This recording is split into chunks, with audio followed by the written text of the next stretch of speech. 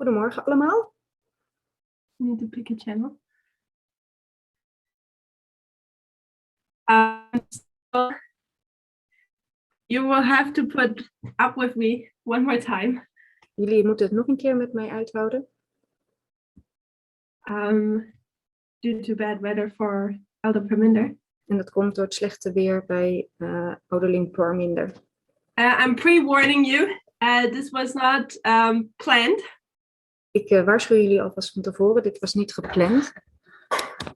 So we'll improvise with the topic. Dus we gaan improviseren met het onderwerp. And let's start with the silent word of prayer. En laten we beginnen met een stil gebed.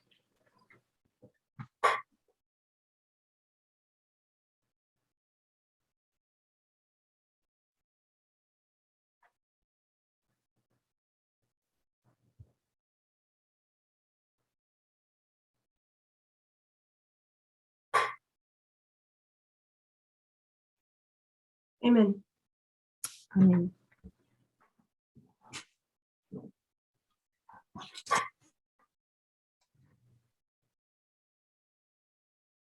So my subject at this camp meeting was the importance of the nature of man. Mijn onderwerp bij deze campmeeting was het belang van de natuur van de mens. To understand and trace the steps. Om het te begrijpen en de stappen te kunnen volgen. As well as the importance that we know the steps of which are taken with the moral standard. Zowel ook het belang van de stappen die we nemen voor de morele standaard. What's the foundation behind it is, what do you believe? How readest thou? En het fundament erachter is, hoe lees je? Wat geloof je? So for this presentation, we'll talk about a different subject. Dus voor deze presentatie gaan we over een ander onderwerp spreken. And I thought we'll talk a little bit about information war. En ik dacht, we gaan het even hebben over informatieoorlog. I think it's been a while since it was addressed in the movement. Ik denk dat het al een hele tijd geleden is dat we het hierover hebben gehad in de beweging. And I'm acknowledging that information war is a huge topic. En ik ben me ervan bewust dat informatieoorlog een groot onderwerp is. And I'm not professing to be an expert. En ik zeg niet dat ik een expert ben. But let's remind us of a few things again. Maar laten we over een paar dingen weer nadenken. So as you by now know, I like to communicate with you via the chat. Zoals jullie nu al weten, vind ik het heel fijn om met jullie over de chat te communiceren. So if I ask questions, use the chat to answer me. Dus als ik vragen stel, gebruik dan de chat om mij te antwoorden. I don't know where you come from. Ik weet niet waar jullie vandaan komen. But I come from an Adventist conservative background. Maar ik kom uit een conservatieve Advent-familie. And you faithfully attend all these conservative Adventist camp meetings. En dan ga je natuurlijk naar al deze conservatieve Adventistische campmeetings. Where you speak about the end of the world. Waar je het hebt over het einde van de wereld. And how it looks like. En hoe dat eruit zal zien. Germany is especially influenced by Walter Veith. En Duitsland is vooral beïnvloed door Walter Veith. The conservative Adventist section is influenced by him. Tenminste, het conservatieve deel van het Adventisme wordt heel erg door hem beïnvloed. And I want us now to go a little bit back. En ik wil dat we nu een stukje teruggaan. Back to our old mindset. Terug naar onze oude mindset. Let's be one more time a conservative Adventist. Laten we weer even een conservatieve Adventist zijn. What was our opinion back then? Wat was onze mening toen? What did we say how the end of the world looks like? Wat zeiden we over hoe het einde van de wereld eruit zal zien? What would happen in the world? Wat zou er gebeuren in de wereld?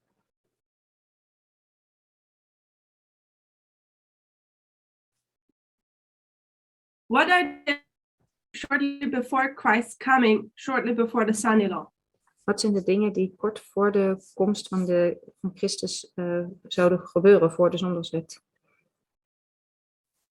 War, persecution. Oorlog, vervolging. Persecution again. Weer vervolging. Wars and rumors of wars. Oorlog en geruchten van oorlogen. Natural disasters. Natuurrampen. So let me ask you, wars. Mag ik jullie vragen, oorlogen? Microchip, okay. One world order. Een microchip en een grote... How does the war at the end of the world look like? En hoe zou de oorlog aan het einde van de wereld eruit zien? Remember, we think as a conservative Adventist at the moment. Onthoud, we denken op dit moment als een conservatieve Adventist. Hot wars. Het zou een hete oorlog zijn. Chaos in the world. Chaos in de wereld. Nuclear weapons, I guess. Met nucleaire wapens. What kind of weapon is often also addressed? En welk wapen wordt altijd ook nog geadresseerd? But we often forget to mention when we talk about these things in the movement. En welke vergeten we eigenlijk heel vaak als we over deze dingen praten in de beweging? What are people also afraid of? Waar zijn de mensen ook bang voor? So it's war, it's a nuclear war. Dus het is oorlog, het is een nucleaire oorlog. And there's a different type of weapon. En er is een ander type wapen. If you have a guess, write it into the chat. Yes. Biological weapons. Als je iets wilde raden, ja, de biologische Chemical wapens. Weapons. Chemische wapens. So, as Adventists, as conservative Adventists, this is also in our back of our mind. Dus als conservatieve Adventisten hebben we dit ook achter in ons hoofd zitten. And then, what is happening to our financial system? En wat gaat er gebeuren met ons financiële systeem? Financiële stelsel? Financial crash. Het gaat te gronden. Een crash. Collapse. Het breekt af. And samen. then, now that I have the chance now, I need to disappoint every conservative Adventist. En nu ik de kans heb, moet ik elke conservatieve Adventist teleurstellen. Or people who believe in conspiracy theories. Of mensen die geloven in complottheorieën. The idea that we won't have cash money anymore. Het idee dat we geen geld meer in de hand hebben. But we'll only pay with cards or other things. Maar dat we alleen maar zullen betalen met je bankpas. Is not a new idea to our generation. Is geen nieuw idee van onze generatie. That system was already in place in the mid-ages. Dat systeem was er al in de middeleeuwen. And it did work. En het werkte. Maybe people are not familiar with, but if someone knows a little bit history of the Dark Ages. Mensen zijn er niet zo bekend mee, maar als iemand een beetje geschiedenis kent van de donkere eeuwen. There was a wealthy family called the Fugger family. Dan was er een rijke familie die heette de Fugger-familie. And they invented that system. They already implied it in the Dark Ages. En zij hebben dat systeem uitgevonden en ze hebben het al in de donkere eeuwen, de middeleeuwen. So back to topic. Terug naar het onderwerp. So as conservative Adventists, we believe at the end of the world there will be a hot war. Dus als conservatieve Adventisten geloven we dat aan het einde van de wereld er een hete oorlog is. Maybe atomic bombs. Misschien met atoombommen, chemical, biological weapons, met chemische of biologische wapens.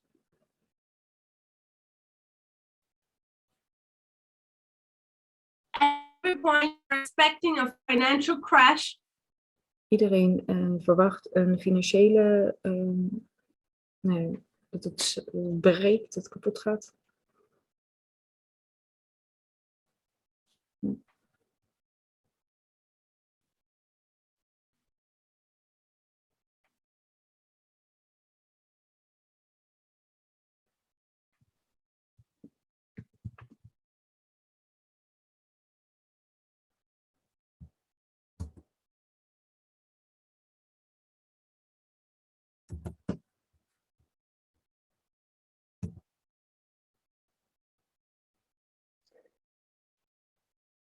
I'm back. Ik ben er weer. I'm sorry, the storm I had this morning is still going on outside. Sorry, de storm die ik vanmorgen had, die gaat nog steeds de ronde hier. So it might be the same storm Elder Pemminger is facing in Wales. En het kan zijn dat het dezelfde storm is die ouderling Parminder in Wales heeft. So as conservative Adventists, we consider wars at the end of the world. Dus als conservatieve Adventisten dan denken we aan oorlogen aan het einde van de wereld. We expect the financial crash any moment. We verwachten een financiële crisis elk moment. A new world order. Een nieuwe wereldorde. Money will not be worth anything anymore. Geld zal niks meer waard zijn. One type of payment. Eén One manier currency. om te betalen. Eén muntsoort. And when we read the Great Controversy, En als we het grote conflict lezen, what do we expect what will happen to us wat verwachten we dan dat er zal gebeuren met ons as faithful Adventists? als getrouwe Adventisten? Persecution. We worden vervolgd. And when you are being persecuted, what do you do? En als je wordt vervolgd, wat doe je dan? If you are being pursued, Als je vervolgd wordt, you flee and run to the mountains. dan vlucht je en ren je naar de bergen. And Ellen White tells us En Ellen White zegt that ons exactly that we will do. dat we precies dat zullen doen. So, just a logical question. Een logische vraag. In the world today, In de wereld vandaag, does it still make sense that we will hide in the woods is het dan nog logisch dat we ons zullen verstoppen in de bossen? and no one will be able to find us En niemand zal ons daar kunnen vinden. and we're safe En we zijn veilig. if someone in America can sit at his desk, Als er iemand in Amerika aan zijn bureau kan zitten, have a screen in front of him, een scherm voor zich heeft, and can direct a drone en dan een drone kan richten and shoot a target anywhere in the world, en dan een target of een doel kan uitzoeken ergens op de hele wereld. somehow that doesn't make sense anymore. Nee, dat is niet meer logisch. You cannot hide in this world anymore. Je kan je niet meer verstoppen in deze wereld. So,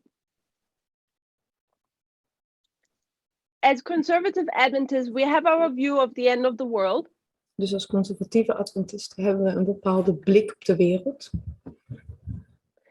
But when was the time point in history Maar wanneer was het tijdstip in de geschiedenis where we should have questioned our end of the world view? waar we zouden moeten hebben nagedacht over onze blik op de wereld? Give us a date. Geef maar eens een datum.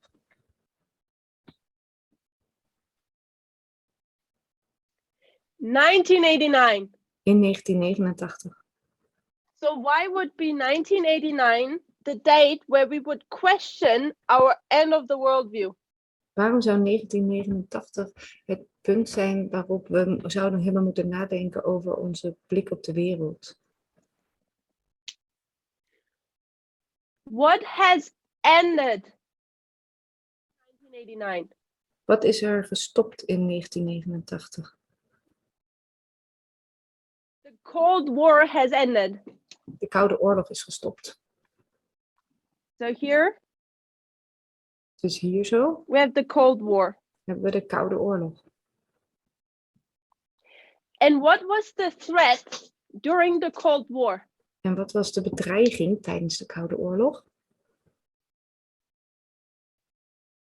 Nuclear threat. There was a nuclear threat. Er was een nucleaire bedreiging.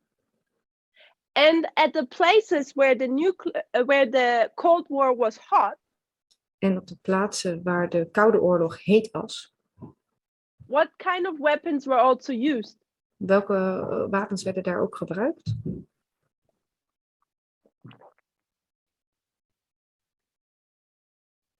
Biological or chemical weapons. Biologische of chemische wapens.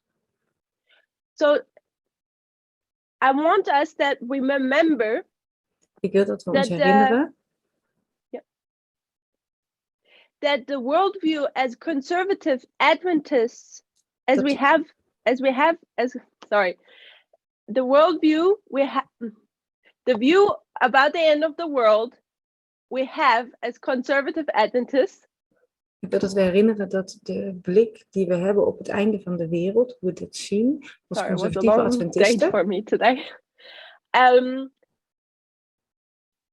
Comes from the Cold War area. die komt uit het gebied van de Koude Oorlog. And we need to remember the study of the Apis bull. En we moeten ons de studie van de apenstier herinneren. And that Adventism has taken something from Protestantism. En dat het Adventisme iets heeft overgenomen van het protestantisme.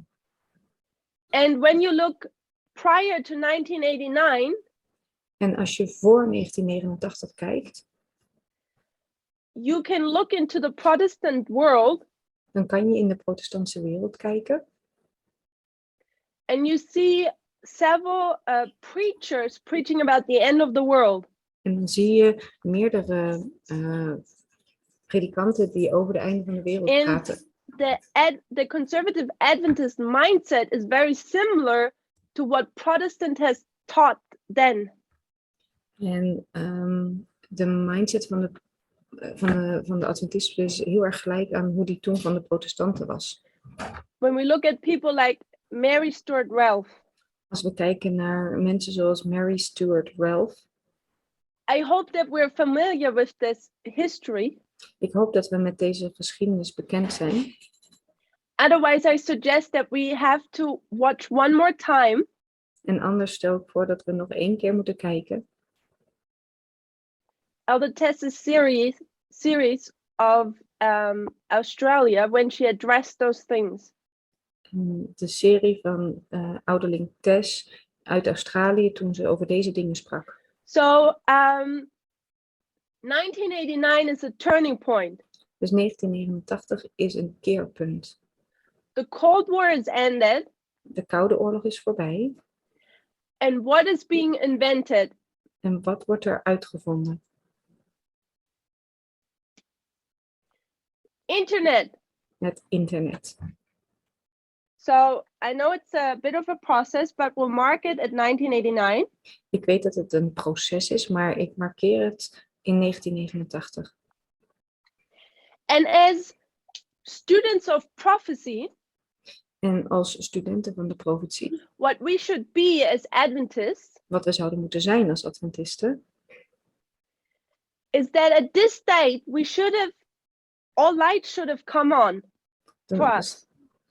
zouden bij deze datum eigenlijk het licht zou moeten zijn gaan schijnen. We should have understand that there is a change of dispensation now.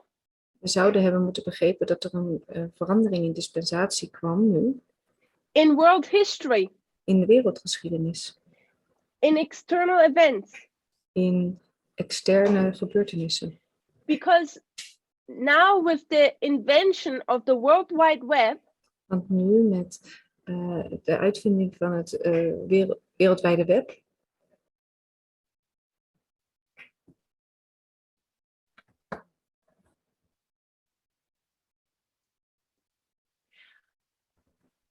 we enter what kind of age? welke eeuw gaan we nu in dan?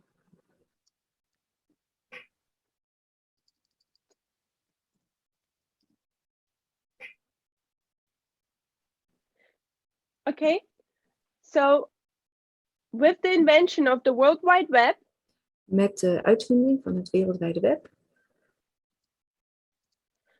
what kind of age started? welke eeuw startte toen? Perfect, the information age. Ja, de informatie-eeuw.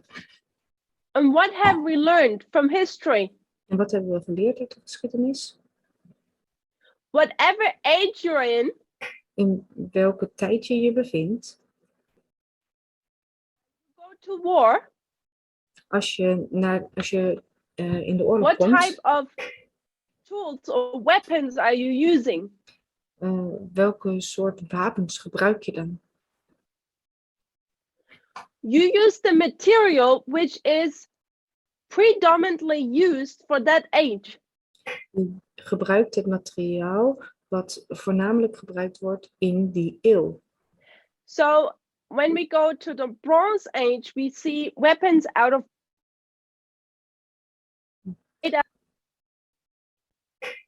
Als we naar de bronzen eeuw gaan, zien we wapens gemaakt uit brons. when we're in the Iron Age, we see weapons out of iron made. En als we in de ijzeren eeuw komen, dan zien we wapens gemaakt van ijzer. So when we're now in this information age, Dus als we nu in de informatie-eeuw zitten, and we are entering a digital age, en we komen in een digitale eeuw terecht, what should we expect wat kunnen we dan verwachten when it comes to weapons? als het om wapens gaat?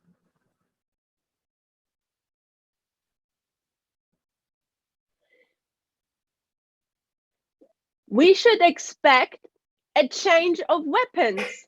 We zouden ook een verandering in wapens moeten verwachten, Which will suit and help in the information war. wat past en helpt in de informatieoorlog. And this is where I say Adventism should have seen that. En Adventisme zou dat moeten hebben gezien. A new dispensation, Een nieuwe dispensatie, new type of warfare, new weapons. en dan ook een nieuwe type van oorlogsvoering, nieuwe And wapens. where do we get this confirmed? En waar krijgen we dit bevestigd?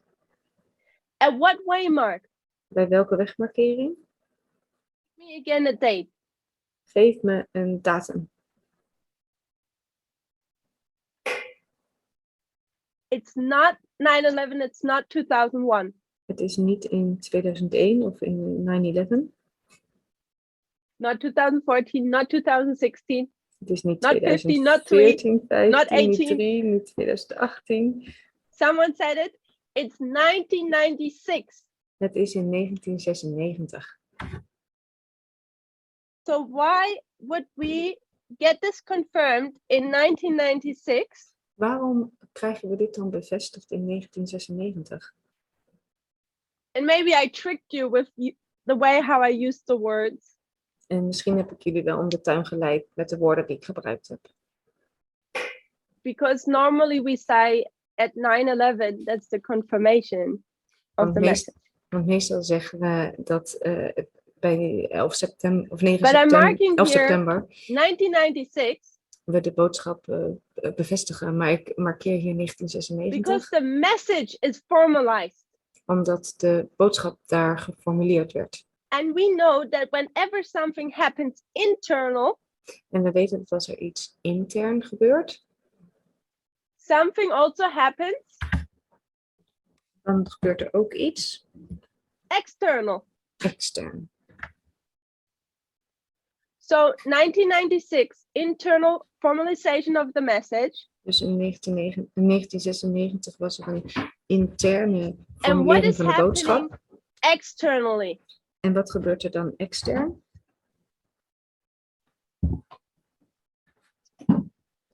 So we can mark the two information streams. We kunnen daar de 2 informatiestromen markeren.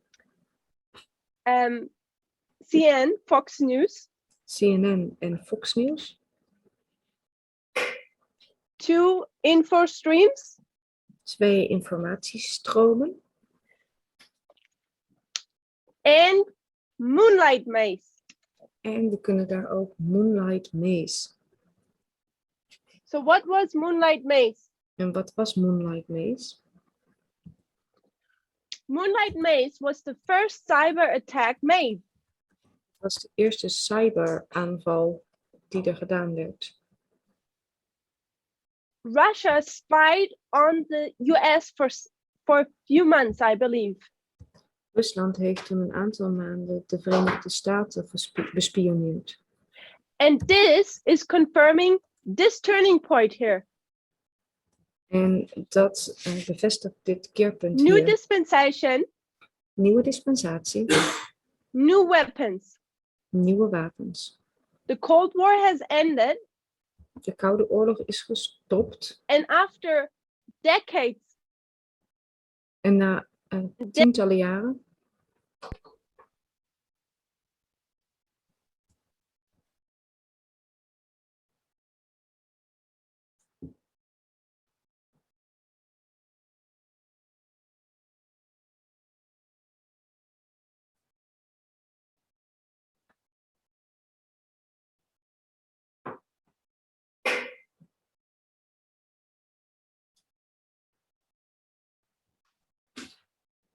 I'm back, right?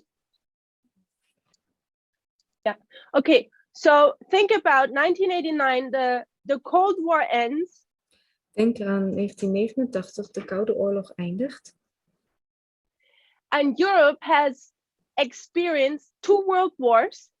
En Europa heeft 2 wereldoorlogen meegemaakt. The Second World War had even more impact worldwide than the first. En de Tweede Wereldoorlog had wereldwijd zelfs meer impact dan de Eerste Oorlog. And right after the Second World War, you have the Cold War, En meteen na de Tweede Wereldoorlog heb je de Koude Oorlog. which in places like Africa Wat in plaatsen zoals Afrika and Asia was even a hot war. en Azië zelfs een hete oorlog was. You have decades of this nuclear threat. Je hebt tientallen jaren van nucleaire bedreiging. People are tired of war. En de mensen zijn moe van de oorlog. And what do people scream for? En waar roepen de mensen om? What do people wish for? Wat willen de mensen? Peace. Vrede. So people are striving to get some rest and some peace in this world. Dus mensen verlangen ernaar om wat rust en vrede in deze wereld te krijgen. To start new wars gets really unpopular. En om nieuwe oorlogen te beginnen wordt eigenlijk echt heel impopulair. But the conflicts are not solved. Maar de conflicten zijn nog niet opgelost. What has changed now is the battleground. Wat er nu veranderd is de gevechtsgrond And the weapons. en de wapens. And the war, which was present in the Cold War, En de oorlog die aanwezig was in de Koude Oorlog. sometimes we can still see it up front. We can still see we can see publicly still the war. Soms kunnen we in publiekelijk nog steeds But de oorlog as zien. we research more, we see that modern wars Maar als we meer onderzoek doen, zien we dat moderne oorlogen, are more and more fought in the dark. dat die meer en meer in het duister gevochten worden. In het donker. Either by proxy wars, Soms bij proxyoorlogen, by information wars, en soms door informatieoorlogen, cyber attacks, door cyberaanvallen.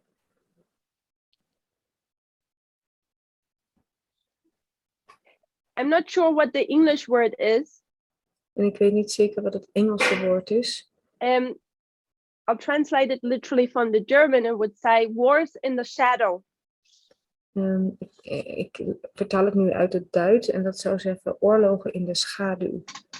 So it gets not so easy anymore to see what is going on. Dus het is niet meer zo makkelijk om echt te zien wat er nou zich afspeelt. And I'm saying that's because of two reasons. En ik zeg dat het komt door 2 redenen. One, because this way of making war is much more efficient and cheaper. 1, omdat deze manier van oorlogsvoering veel makkelijker en goedkoper is. Doesn't cost as much life En het kost niet zoveel levens. and can apply much more pressure on your enemy. En het kan veel meer druk leggen op je vijand. And the second reason is that I suggest public opinion wants peace often. En de tweede reden is dat de publieke opinie eigenlijk liever vrede wil hebben. So let's continue a little bit with this information age line. Dus laten we nu een beetje verder gaan met deze informatie-eeuwlijn. What happens at 9/11? Wat gebeurt er op 11 september? What do we mark? Wat markeren we daar? In the line of information. In de lijn van wat gaat over de informatie. We have moonlight maze here. We hebben Moonlight Maze hier zo. What happens at 9/11? Wat gebeurt er op 11 september? What law is passed? Welke wet wordt er doorgevoerd? The Patriot Act. De Patriot Act.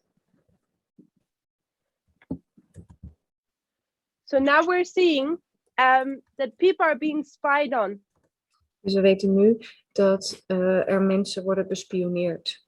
under the motivation of guarding the country from terrorists. Onder de motivatie om het land te beschermen voor terroristen. What's the next way, Mark? Wat is de volgende wegmarkering? See if someone knows. Even kijken of iemand het weet. What's the next way, Mark? We mark. Welke wegmarkering markeren we nu? 2003, we're getting close. 2003, we komen in de buurt. 2005 is also close. 2005 is ook heel erg dichtbij. What's between 2003 and 5? Wat zit er tussen 2003 en 2005? 2004. 2004. What happens 2004? Wat gebeurt er in 2004? What is being launched? Wat wordt er dan gelanceerd? What starts? Yeah. Wat begint er dan? What starts in 2004? Wat begint er in 2004? I guarantee you that most of you have an account there. En ik garandeer je dat de meeste van jullie daar een account hebben. Not about direct war, we're in the line of information war. Ja, we zitten nu niet, we zitten nu in de informatielijn. It's Facebook. Ja, het is Facebook. Facebook is being launched. Er wordt gestart met Facebook.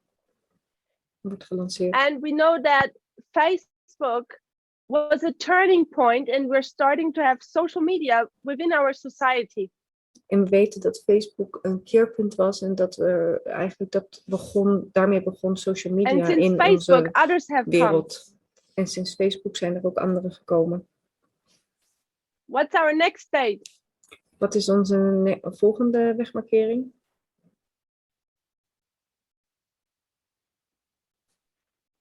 The next stage I suggest De volgende datum is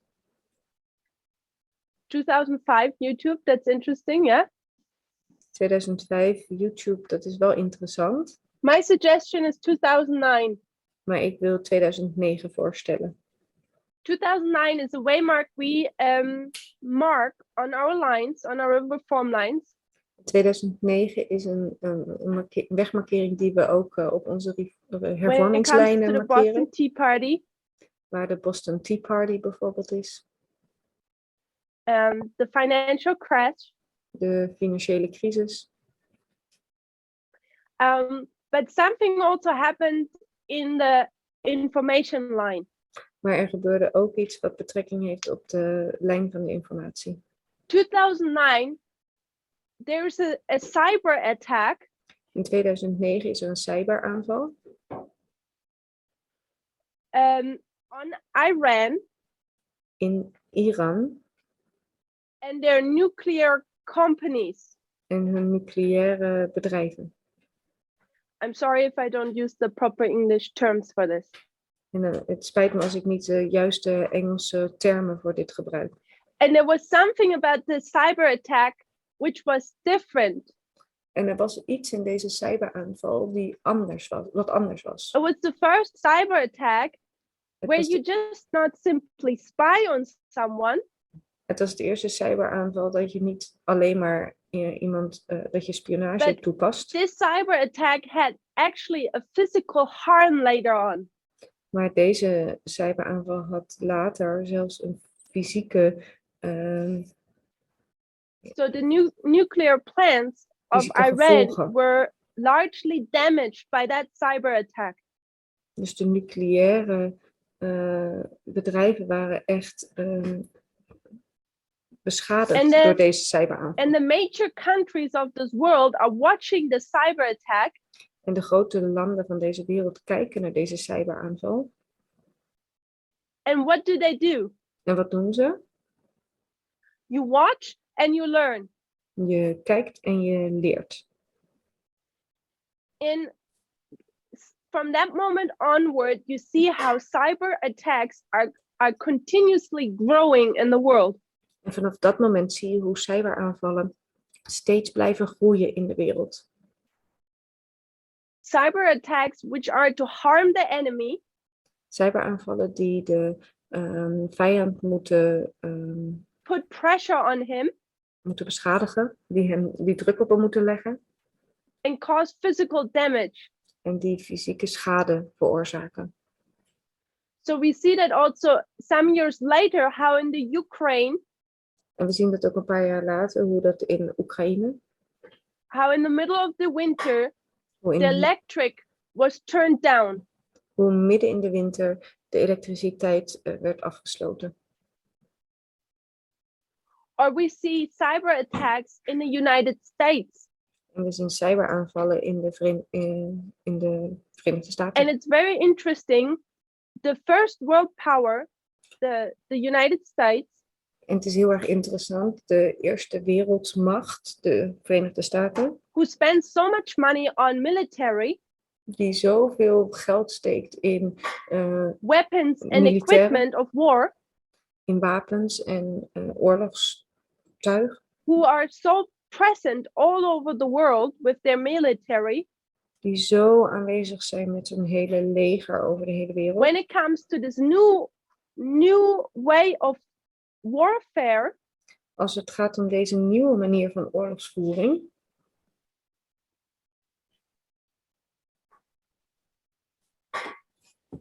they have to acknowledge that they're very weak and behind.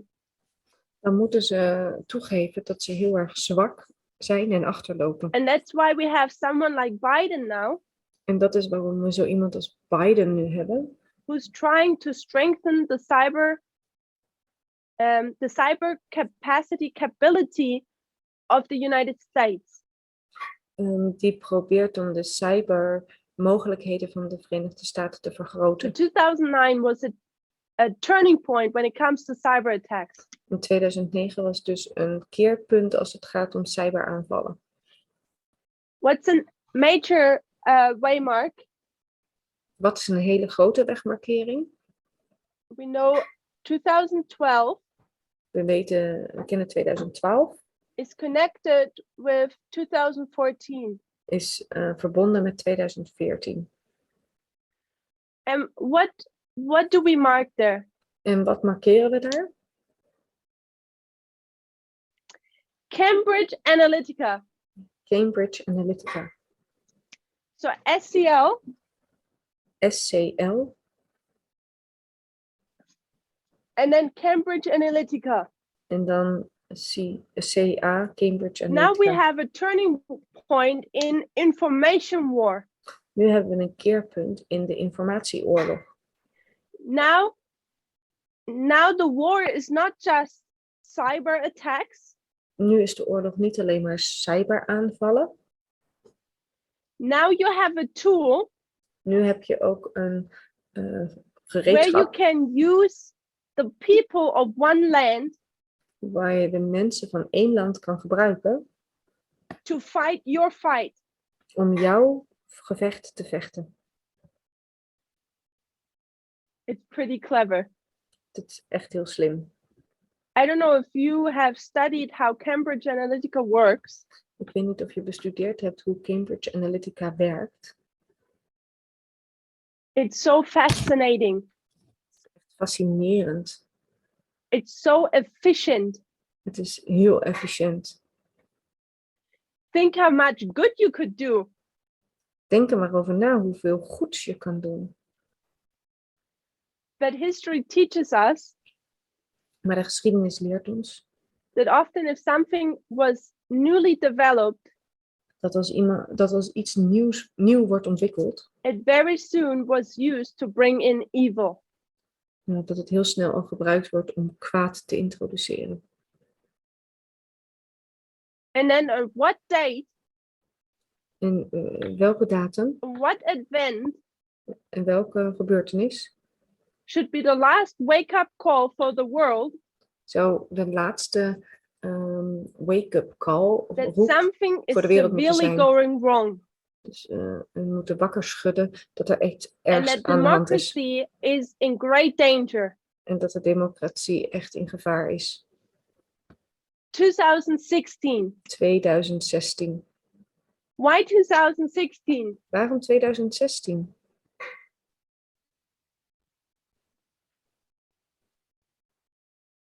What happened in 2016? Wat gebeurde er dan in 2016?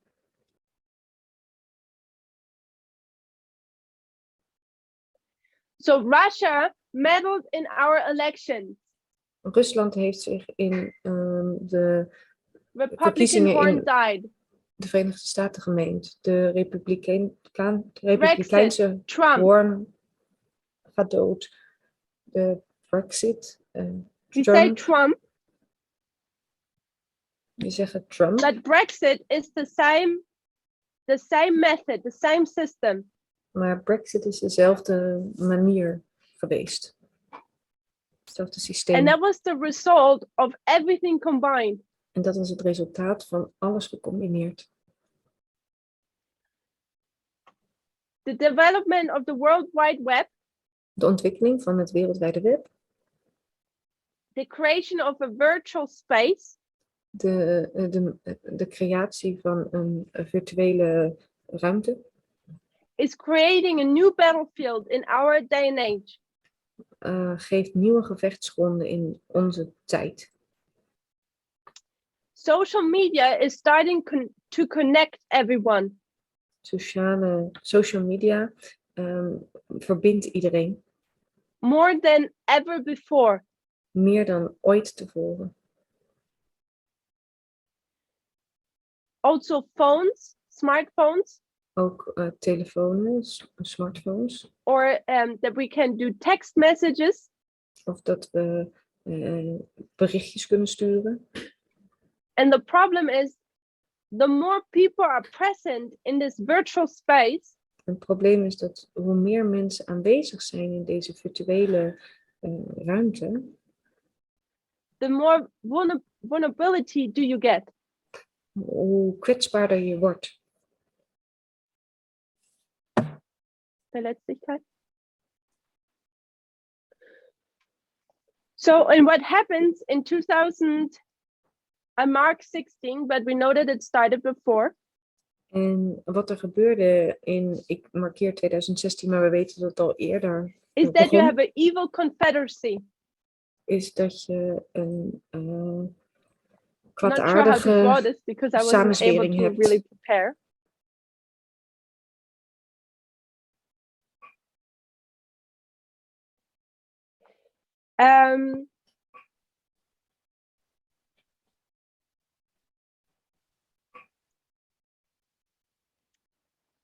Let's see if we can do that. Laten we kijken of we dit kunnen doen. Let's take America as an example. Laten we Amerika nemen als een voorbeeld. But we know that this example has worked everywhere in the world. Maar we weten dat het voorbeeld overal op de wereld heeft gewerkt. And recently, Germany had elections. En recentelijk heeft Duitsland verkiezingen gehad. And you would think that Germany, watching 2016 and what is happening to the United States, En je zou denken dat Duitsland, omdat ze gekeken hebben naar 2016 en wat er gebeurd is in de Verenigde the Staten, European Union suffering under 4 years of Trump, de Europese Unie die 4 jaar lang geleden heeft onder Trump, you would think they would learn something dan zou je denken dat zij daarvan iets zouden leren. and say what can happen to America can happen to Europe. En zouden zeggen wat kan gebeuren bij Amerika kan ook bij In ons this gebeuren. case, Germany. En in dit geval Duitsland. And you would think states would take pre-actions. En je zou dan ook denken dat mensen van tevoren daarop actie zouden ondernemen. The Laodicean condition is not just in the Adventist church.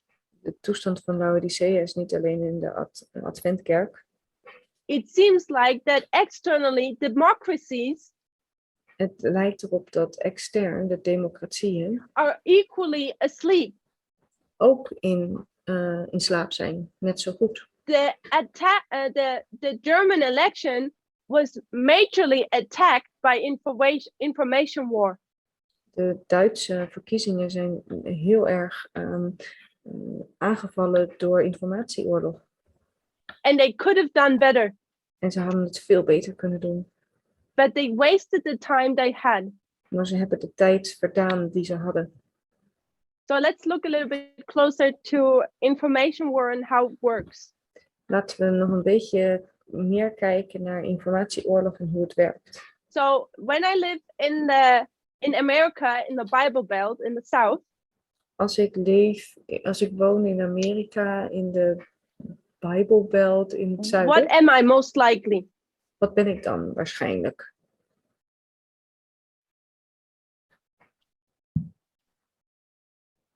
A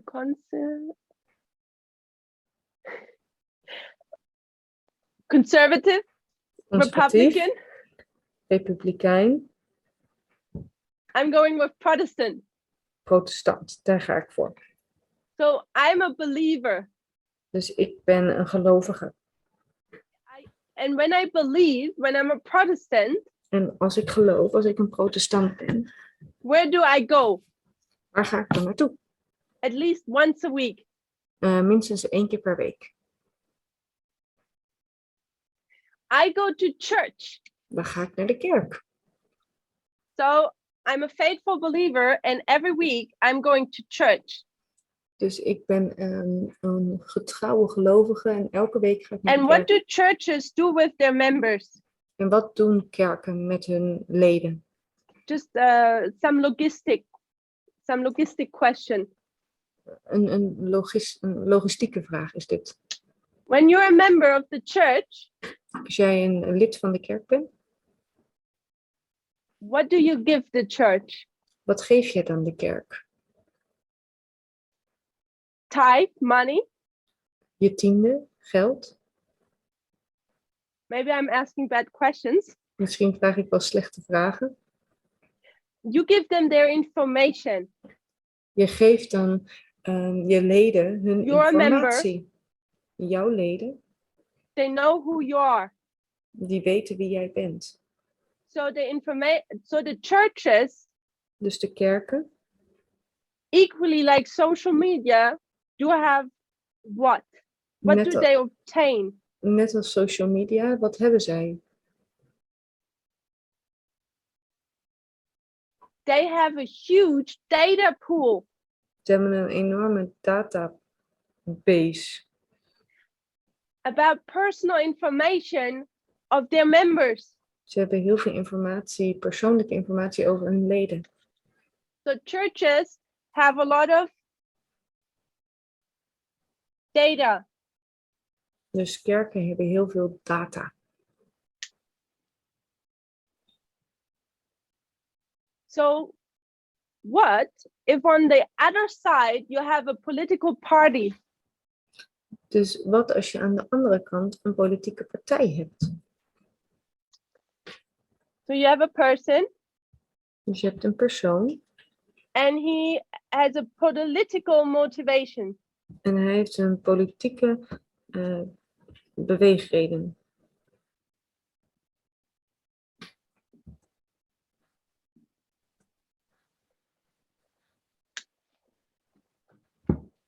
What party in America is political motivated? Welke partij in de Verenigde Staten heeft politieke beweegredenen? Republicans. De Republikeinen. Why are they so motivated? Waarom zijn zij zo gemotiveerd?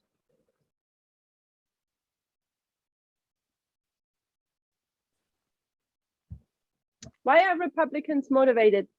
Waarom zijn Republikeinen gemotiveerd? They are losing. Omdat ze verliezen. Why are they losing? Waarom verliezen ze? Because the Democrats are winning. Omdat de Democraten winnen.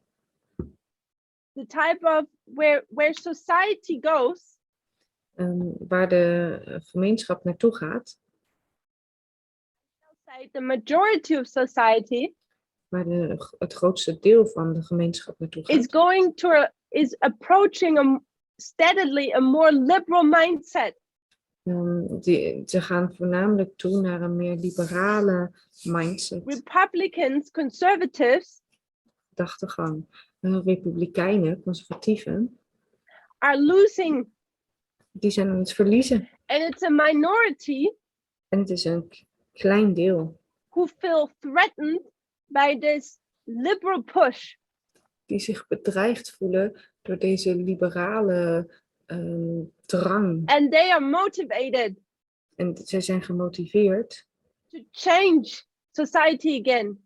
om de wereld weer te To veranderen. change the direction the country is going. Om de richting waarin het land gaat weer te veranderen. So you have the churches with Dus the je hebt- data. Je hebt de kerken met de data. On the other side, you have the political party which is motivated. En je hebt aan de andere kant een politieke partij met zijn beweegreden die gemotiveerd And what is. if you have a person with a big pot of money? En wat nou als je een mens hebt met een persoon met een grote pot geld. So here we have a person Hier hebben we een man, een persoon. and this person has a lot of dollars. En deze persoon heeft heel veel dollars.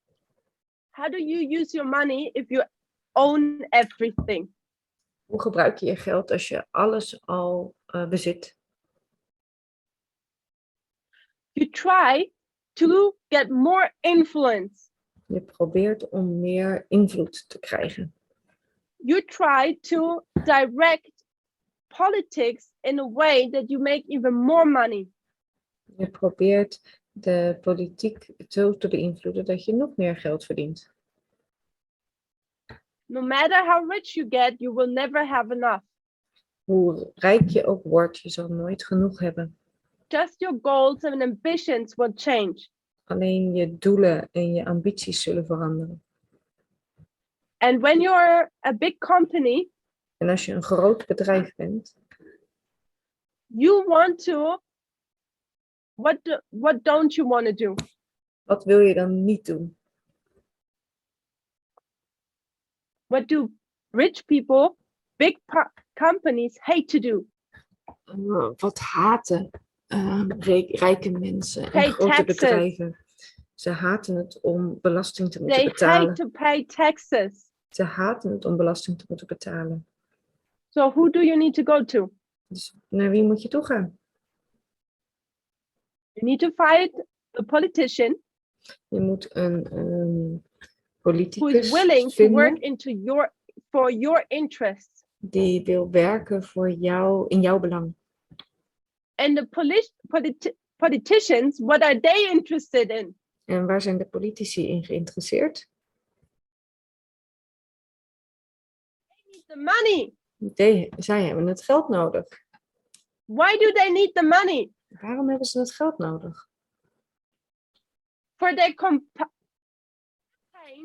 to gather votes. Voor hun campagne om stemmen te krijgen. So you see the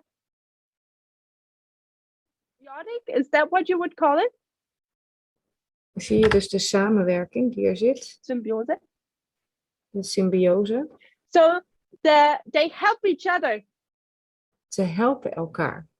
It's like a perfect marriage. Het is als een perfect huwelijk. You have the person with the big pocket Je hebt de persoon met de diepe zakken who wants to enter politics. die de politiek in wil gaan. Find politicians who will work out their interests. En ze vinden politici die in hun belang willen werken. You scratch my back, I'll scratch yours. Als jij, Exactly. als jij mijn rug krabt, dan krab ik jouw rug. So, and the politician wants the money of the rich person En de politicus wil het geld van de rijke persoon in order to ensure more votes. om te zorgen dat hij meer stemmen krijgt. And then you have En the dan churches, heb je de kerken which are of similar interest. die dezelfde belangen hebben. The churches want to reach out to whom? De kerken willen wie bereiken? Do they reach out to the rich person? Willen ze de rijke mensen bereiken? Or do they reach out to the politician? Of willen ze de politici bereiken? They reach out to the politician. Ze willen de politici Why bereiken. would the churches reach out to the politicians? Waarom doen ze dat? Waarom hebben ze de politici nodig? Think about it. Denk er maar over na. According to the words of Walter White, Volgens de woorden van Walter White this world has reached the status of that Babylon is fallen. Heeft deze wereld de status bereikt van Babylon is gevallen. The morality of society is at its lowest point. De moraliteit, de moraal van het gezelschap Do we know is why? echt op zijn diepste punt. En weten we waarom? You know Walter White's argument why society has reached its lowest point. Weten we waarom Walter White zegt dat dat de wereld zijn laagste punt heeft bereikt? Where they the most evil. Waar ze echt op hun allerslechtst zijn? So recently, Recentelijk, at a camp meeting in Germany, op een campmeeting in Germany, he has in Duitsland, preached the moral apostasy of the world are three things. heeft hij gepredikt dat de morele afval van de First wereld thing? 3 dingen zijn. Eerste, Confusion. verwarring. When he was little, Toen hij klein was, boys would wear blue, girls would wear pink. zouden jongens blauw dragen en meisjes roze. And today, children need to decide if they're a girl or boy. En vandaag de dag moeten jongens en meisjes, of kinderen moeten dan That was bepalen of reason ze een number jongen of one een of meisje him. zijn. Dat is reden nummer 1. Reason number 2, De tweede reden, abortions. abortus. How evil is society to allow abortions? Hoe kwaad is Reason number is de 3, wereld dat ze abortus toelaat. En reden nummer 3, the last reason he has mentioned in his sermon, de laatste reden die hij heeft genoemd in zijn preek, LGBTQ. LHBT. And who is sharing the mindset of Walter White? En wie heeft dezelfde gedachtegang en mindset als Walter Feit? Remember the Apis bull. Denk aan de apenstier. Where does Walter White get his message from? Waar krijgt Walter Feit zijn boodschap vandaan? Apostate Protestantism. Het afvallige protestantisme. The churches see the evilness of society. De kerken zien het kwade in de wereld. The push into the liberal direction, De duw naar de liberale kant. away from God. Weg van God. And what does Ellen White tell us? What will the churches in America do? En wat zegt Ellen White? Wat zullen de kerken in Amerika doen? Where do they go? Waar zullen ze naartoe gaan? To what person? Naar welke persoon? They will go to the government. Ze zullen naar de regering toe gaan. They will try to find politicians Ze zullen proberen om politici te vinden who will work in their interest. die in hun belang zullen werken. And what is their interest? En wat is hun belang? What's the interest of the Protestant church in America? Wat willen de protestantse kerken in Amerika? To uphold their form of morality. Hun vorm van moraal omhoog houden. We talked this morning about, or last night for some of you, we talked about this moral standard. In mijn vorige presentatie hebben we het gehad over de morele standaard. These churches have a moral standard, En deze kerken hebben een morele standaard. and because of their view of end times, En vanwege hun blik op de reaching out. eindtijd to the politicians gaan ze naar de politici toe and seeking help to have their morality enforced by laws. en zoeken ze hulp om hun moraal And this door wetten te politician who is laten motivated, vastleggen. En deze politicus die heel gemotiveerd is, what does he get in return from the church? wat krijgt hij van de kerk dan weer terug? It's not the money, Het is geen geld, it's votes. het zijn stemmen. Because next Sunday, when you go to church Want de volgende zondag, als je naar de kerk gaat and you listen to your preacher, en je luistert naar jouw predikant, what will they tell you? wat zullen ze je dan zeggen? They preach to you. Wat zullen ze dan preken? Donald Trump is the anointed one. Donald Trump is de gezalfde. He's the verkozen. Cyrus. He will free us. Hij is Cyrus. Hij zal ons bevrijden. So, do we see this play? Zien we dit spel? How several groups of interest come together. Hoe verschillende groepen met verschillende belangen bij elkaar komen. Politicians who are losing, who want to gain control again. Politici die verliezen en die weer de controle willen krijgen. churches who want to have their morality enforced, De kerken die willen dat hun moraal wettelijk wordt because of a vastgelegd wrong view of end time events. vanwege een verkeerde blik op eindtijds gebeurtenissen. And you have people with big pockets, En je hebt mensen met grote zakken, like it was here with Robert Mercer, net als hier met Robert Mercer, who's supporting the politicians die de politici ondersteunen, so they gain their interest. zodat ze hun belangen behartigden. So there's just one person is missing. Er is één persoon die nog mist. Who's that person? Wie is die persoon?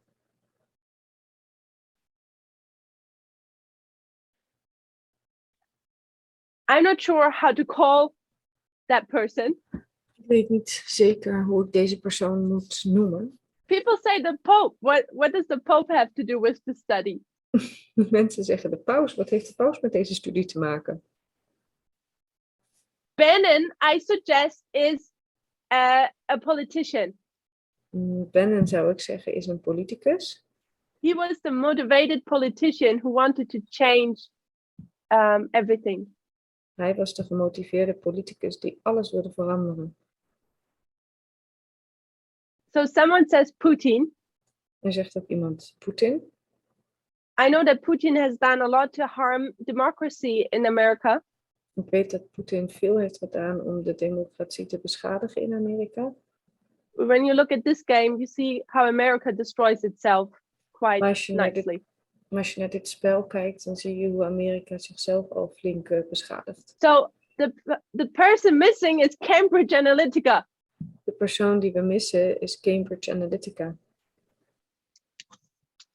Because when you're in the information age, Want als je in de informatie-eeuw zit, you need a person who knows how to handle the weapon.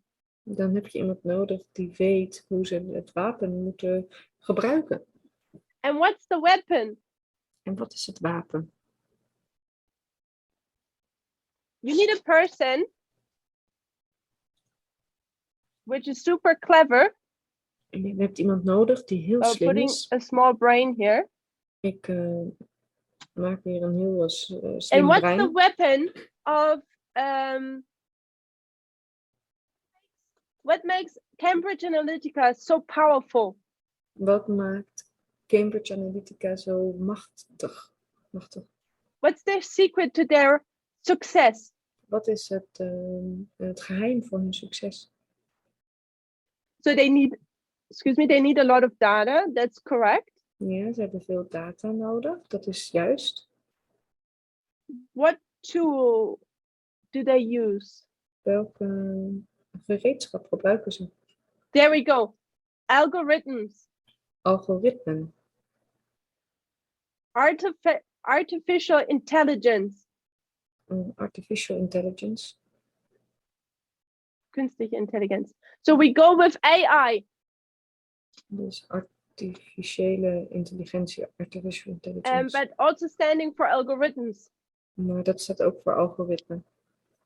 I know the algorithms, artificial intelligence would not work if you do not put information into it.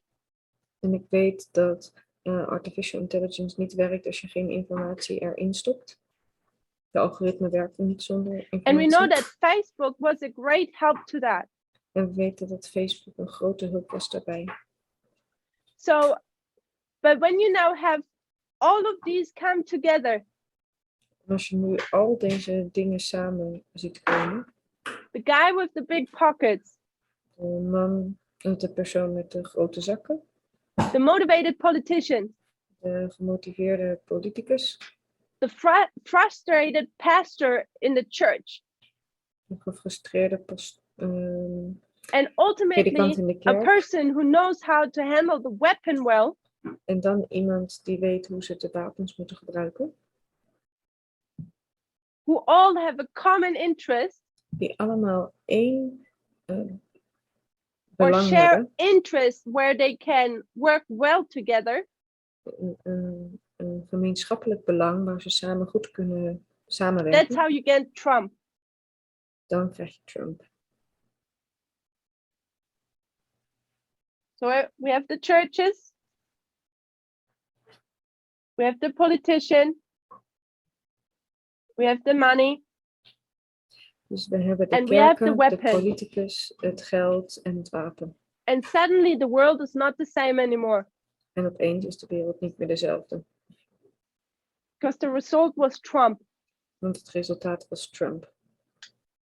And we know that in every country of this world, this is how it works. En we weten dat het in elk land in deze wereld is zoals het werkt. So in 2016, we see this happening in America. Dus in 2016 zien we dat gebeuren in Amerika. But what we can do is that we can take these various components Wat we kunnen doen is dat we deze componenten gebruiken. and then you go Nemen. to your country En dan ga je naar jouw land. and then you will look who's who. En dan kijk je wie is wie. What church is wanting to be active? Welke kerk wil er actief zijn? What politician is so frustrated and wants to change the course of the country? Welke politicus is echt gefrustreerd en wil de weg van het land Who's the veranderen? guy with the big pocket? Wie is de persoon met de grote zakken? And while you have in 2014 just Cambridge Analytica, En in 2014 had je Cambridge Analytica. now there are hundreds of companies which work like Cambridge Analytica. Nu zijn er wel honderden bedrijven die net op dezelfde manier werken als Cambridge Analytica. It's a major problem in Brazil. Het is een enorm probleem in Brazilië. So many politicians just use that kind of weapon Er zijn zoveel politici die dit soort wapens gebruiken to help their campaign. om hun campagne te ondersteunen. This is a huge topic Dit is een enorm onderwerp. because we could actually go now more into detail how this works here. Want we zouden nu meer in detail kunnen treden over hoe dit werkt. And we could go more into society En we zouden meer in het and what this gezelschap evil kunnen gaan. confederacy or how the work of this evil confederacy En hoe, creates fruits in society. en hoe het samenwerken van deze confederatie And how vruchten afwerpt society in is being de wereld. affected by this game. En hoe de wereld wordt beïnvloed door dit spel. And democracy is being sold En de democratie wordt eigenlijk verkocht. for what price? Voor welke prijs? That some people get richer Dat sommige mensen rijker worden, who are already so rich. die al zo rijk zijn. But some people are just interested in getting a nice career. Dat sommige mensen er alleen maar in geïnteresseerd zijn een leuke baan te hebben, carrière. And that politicians are stubborn, En dat politici echt holding fast on a model vasthouden aan een which is outdated. roman die niet meer van deze tijd is. Capitalism worked well after the Second World War, Kapitalisme werkte goed na de Tweede Wereldoorlog, but not any longer. maar niet meer. Now capitalism is starting to harm more than it is helping. Nu brengt kapitalisme meer schade toe dan dat And het churches hulpzaam who is. read the Bible wrong. En de kerken lezen de Bijbel verkeerd. Remember how dearly our forefathers and foremothers fought for democracy. Herinner je maar hoezeer onze voorvaderen en voormoeders How hebben many gevochten voor generations democratie. and wars were needed Hoeveel generaties en oorlogen nodig waren to come to the point we're in now, to live freely in democracy. om tot het punt te komen waar we nu zijn, om vrij te leven in democratie. And this work En dit werk is being destroyed subtly en dit werk wordt subtiel vernietigd in a few decades. in een paar tientallen jaren. How sad is that? Hoe verdrietig is dat? In closing, I want to read one quote. Om af te sluiten wil ik 1 citaat lezen. It comes from the Bible commentary of Revelation 12, I believe. Het komt uit het Bijbelcommentaar voor Openbaring 12, denk ik. Yes, it's the comment on chapter 12, verse 7. Het is het commentaar op Openbaring 12, vers 7. It's letter 114 of the year 903. Het is brief 114 van het jaar 1903. The influence of one mind on mind, the influence of mind on mind, sorry, De invloed van de so ene strong persoon and op de andere powerful persoon good when sanctified, is echt heel erg is sterk, equally strong for evil in the hands of those opposed to God. en goed als het geheiligd is, maar is net zo sterk als het tot kwaad This power mogelijk. Satan used in his work Deze macht heeft Satan gebruikt in zijn werk.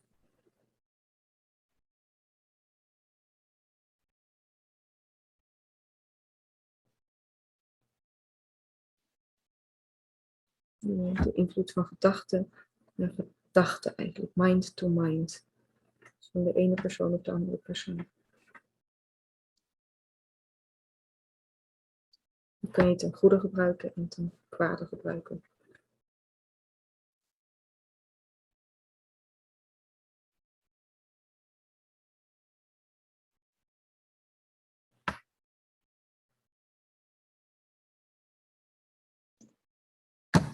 sorry, last thing.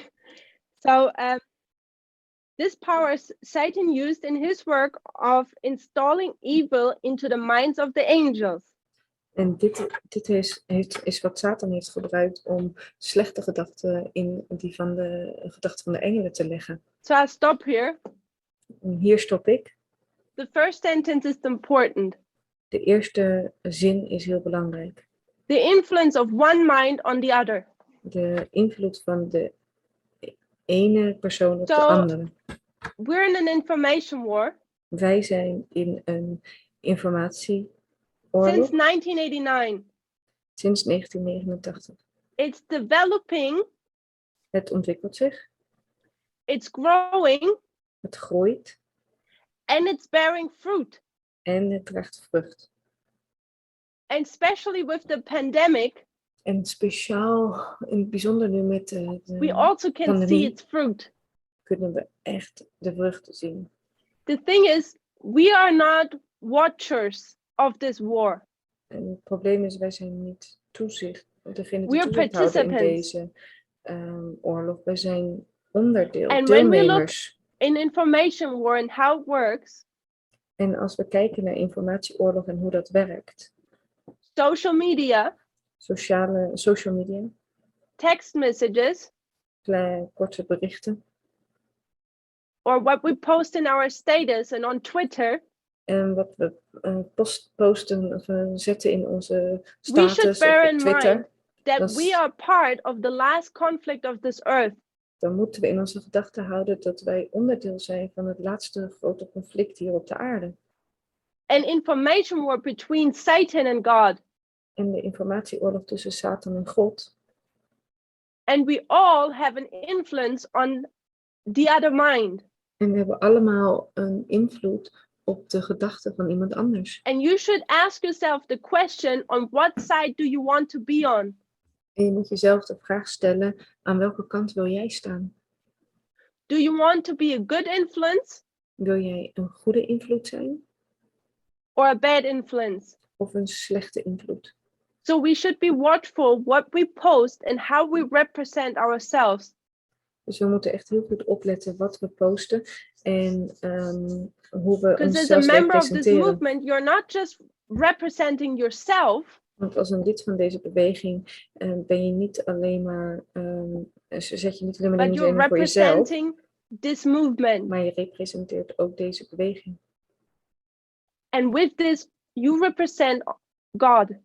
En daarmee representeer je eigenlijk So ook let's be God. careful. Dus laten we voorzichtig zijn. Let's close with a word of prayer. Laten we eindigen met een gebed. Dear Lord, Lieve Heer, we thank you for the knowledge you have given us we danken u voor de kennis die u ons hebt gegeven about the times we live in. over de tijd waarin we leven. We thank you that we can now understand We danken u dat we nu kunnen begrijpen that there is no evil confederacy planning a Sunday law. dat er geen kwaadaardige confederatie een zondagswet plant.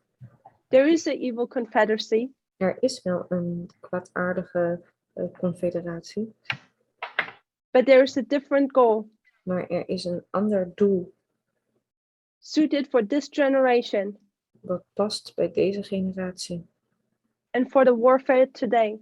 en bij de oorlogsvoering van vandaag.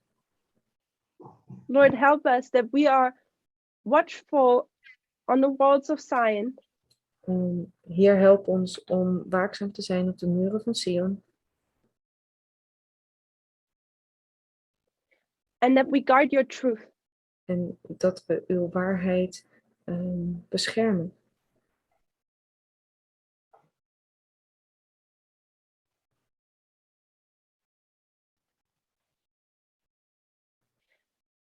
That we guard your truth and that we are a faithful soldier in your army. Dat we uw waarheid beschermen en dat we getrouwe soldaten zijn in uw leger. And that we represent you correctly. En dat we een juist beeld van u neerzetten. In Jesus' name, we thank you for all these things. In Jezus' naam danken we u voor al die dingen. Amen. Amen.